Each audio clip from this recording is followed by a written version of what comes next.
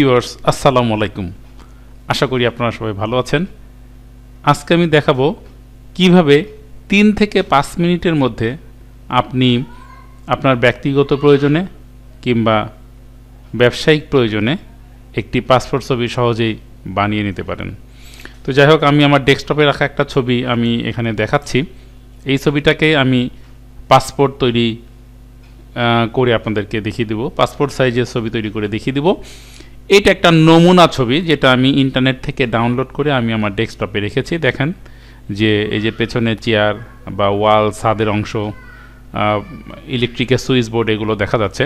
Online photo এডিটরের মাধ্যমে আমরা খুব সহজেই এই ছবিটার ব্যাকগ্রাউন্ড রিমুভ করে ফেলব। এই জন্য জাস্ট আপনার কম্পিউটারে একটা ইন্টারনেট কানেকশন থাকতে হবে। ফটোশপে গিয়ে বিভিন্ন টুল ইউজ করে আমরা যে অনেক কষ্ট করে ব্যাকগ্রাউন্ডটা চেঞ্জ করি, সেটা আর করার দরকার হবে না। তো যাই হোক, আমি এখন এই ছবিটাকে বন্ধ করছি। এরপরে আমি যেটা করব, আমি এই ছবিটার একটা রিনেম করে নাম মনে রাখি, তাহলে আমার জন্য একটু সুবিধা হবে। হয়তো আমি এটার নামটা একটু চেঞ্জ করে দিই ডেস্কটপ থেকে, তাহলে আমাকে বের করে নিতে সুবিধা হবে। আমরা হয়তো এই ছবিটার নাম দিলাম কি দেবো, এইচ 4টা এইচ। আচ্ছা, যাই হোক, তো এখন আমরা গুগল ক্রোমে যাব, তারপরে ব্রাউজারে গিয়ে লিখব remove.bg, এরপরে এন্টার করব। এরপর আমরা যেটা করব সেটা হচ্ছে, এখানে দেখেন যে আমরা পেজটা পেলাম, মানে যে পেজটা পেলাম সেখানে লেখা আছে আপলোড ইমেজ। এখান থেকে আমরা ওই ইমেজটাকে আপলোড করব। এরপরে আমরা ডেস্কটপে গিয়ে এই যে এইচ লেখা যেটা, আমি সেটাকে একটু এইটাকে আমি সিলেক্ট করে ওপেন করলাম। অরিজিনালটা লোড হচ্ছে, পাশাপাশি ব্যাকগ্রাউন্ডও রিমুভ হয়ে যাচ্ছে। দেখেন ভিউয়ার্স, আপনারা খেয়াল করে দেখেন, এখানে ব্যাকগ্রাউন্ড কিন্তু রিমুভ হয়ে গেছে। তো ব্যাকগ্রাউন্ডের কালারটা চেঞ্জ করে নেওয়ার কাজটা আমরা এখান থেকে করে নেব। সেই জন্য এখানে এই যে এই এডিট অফ লিঙ্কটাতে আমরা ক্লিক করব। তারপরে এখানে কালার এই বাটনটাতে ক্লিক করব। নিচে এসে পাসপোর্ট সাইজের সাধারণত যে ব্যাকগ্রাউন্ডগুলো আপনার কাস্টমার বা আপনি পছন্দ করেন সেটা দিবেন। আমি এটা দিচ্ছি। দেওয়ার পরে আমি এখানে ডাউনলোড করে ছবিটা নিয়ে নিচ্ছি, ডাউনলোড ইমেজ। ছবিটা ডাউনলোড হওয়ার পরে অটোমেটিক্যালি ওপেন হয়ে যায় অনেক সময়। যাই হোক, এখানে যে পিএনজি মোডে ছবিটা সেভ হয়ে গিয়েছে। তো আমরা ছবিটা সেভ হয়ে গেছে ডাউনলোডের মধ্যে। এই যে আমরা ডান বাটন ক্লিক করে এখানে আমরা সেভ অ্যাজ দিয়ে এটাকে ডেস্কটপে পিএনজি থাকুক অন্য একটা নামে সেভ করে নিই। সে কথার কথা 3টাও দিয়ে সেভ করে নিই, সেভ। এখন দেখেন ভিউয়ার্স, ছবিটা কিন্তু ডেস্কটপে সেভ হয়ে গিয়েছে। জাস্ট এখন এটাকে আমরা পাসপোর্টের সাইজে কেটে নিলে আমাদের হয়ে যাবে। এটার জন্য আমি যেটা করব সেটা হচ্ছে ফটোশপটা ওপেন করব। এরপরে ফাইল ওপেন করে আমরা ডেস্কটপ থেকে ওই ছবিটাকে আমরা নিয়ে নিব। ছবিটাকে আমরা ওপেন করব।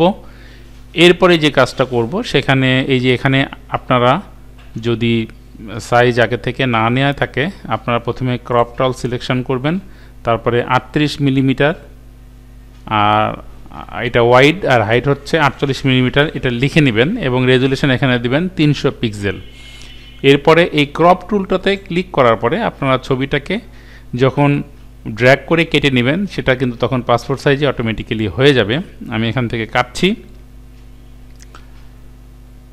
ভিউয়ার্স, আপনারা খেয়াল করেন, আমি ছবিটাকে এরকম একটা পরিমাণ মতো সিলেকশন দিয়ে নিলাম। দিয়ে আমি এবার কিবোর্ড থেকে এন্টার প্রেস করব। দেখেন আমাদের ছবি কিন্তু আসলে হয়ে গিয়েছে, পাসপোর্ট সাইজের ছবি। তো এখন যে কাজটা করতে হবে, আমাদেরকে ছবিটা প্রিন্ট করতে হবে। অনেকে ছবি প্রিন্ট করার জন্য ফটোশপ ইলাস্ট্রেটর ইউজ করে থাকেন, কিন্তু আমি বলবো এটার আসলে দরকার নেই। আপনি ফটোশপ থেকে এটা প্রিন্ট করে নিতে পারবেন। আমরা সেই জন্য করছি কি, ফাইল, তারপরে আমরা নিউ, এখান থেকে আমরা একটা পেজ নেই A4 সাইজের। আমরা সাধারণত A4 সাইজের কাগজে প্রিন্ট করে থাকি। ওকে করি। দেখেন একটা ছবি, একটা পৃষ্ঠা চলে আসছে, A4 সাইজের সাদা একটা পৃষ্ঠা। আমরা ফটো পেপার দিয়ে প্রিন্ট করব। এখন যে কাজটা করব, এই ছবিটাকে এখানে নিয়ে আসব। সেই জন্য আমাকে যেটা করতে হবে, এখানে মুভ টুলে ক্লিক করব। এরপরে ছবিটার উপরে একটা ক্লিক করতে হবে। ক্লিক করার পরে মাউসের বাম বাটন চেপে ধরে এটাকে ড্র্যাগ করে এখানে আমরা এটার উপরে ছেড়ে দিব। দেখেন এখানে ছবি চলে এসেছে। ছবিটাকে এখন আমরা উপরে পৃষ্ঠার উপরে সাজাই। এরপরে অল্টার চাপতে হবে। অল্টার চেপে ধরে আমরা ছবিগুলোকে পরপর সাজিয়ে নিই। আমি মাঝখানে যে জায়গাটুকু রাখছি যাতে প্রিন্ট করার পরে আমি কাঁচি দিয়ে কেটে নিতে পারি, সেই জন্য। তো দেখেন এখানে 1 2 3 4 5টা ছবি হয়ে গেছে। এখন আমরা দেখব, এটাকে মিনিমাইজ করি, এইটা প্রিন্ট করলে কেমন দেখা যাবে সেটা একটু আমরা দেখার চেষ্টা করি। সেই জন্য আমরা প্রিন্টের জন্য উদ্যোগ নিই। যাই হোক, ফাইল, এরপরে আমরা প্রিন্ট উইথ প্রিভিউ এই লিঙ্কটাতে ক্লিক করব।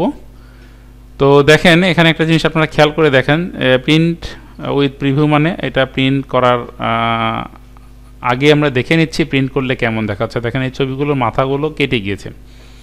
তো এটা একটু নিচে নামানো দরকার। সেই জন্য আমরা যেটা করব সেটা হচ্ছে এই যে সেন্টার ইমেজ এই বাটনটাতে, এই টিক মার্কটাতে, চেকবক্সটা, এটাকে আনচেকড করে দিব। তারপরে এখানে আমরা মাউস পয়েন্টারটা নিয়ে মাউসের বাম বাটন চেপে ধরে এটাকে আমরা একটু নিচে নামিয়ে নিব। এবং আমরা দেখব যেটা প্রিন্ট করলে কেমন দেখা যাচ্ছে। সেটা আমাদের প্রিন্ট করার দরকার নাই।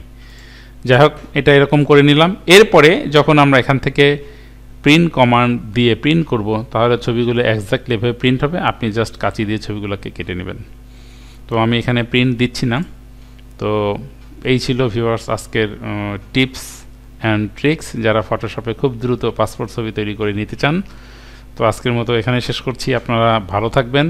আর যদি আমার চ্যানেলটাকে আপনাদের ভালো লাগে তাহলে অবশ্যই লাইক, কমেন্টস আর শেয়ার করবেন, আর সাবস্ক্রাইব তো অবশ্যই। খোদা হাফেজ, বাই বাই, টাটা।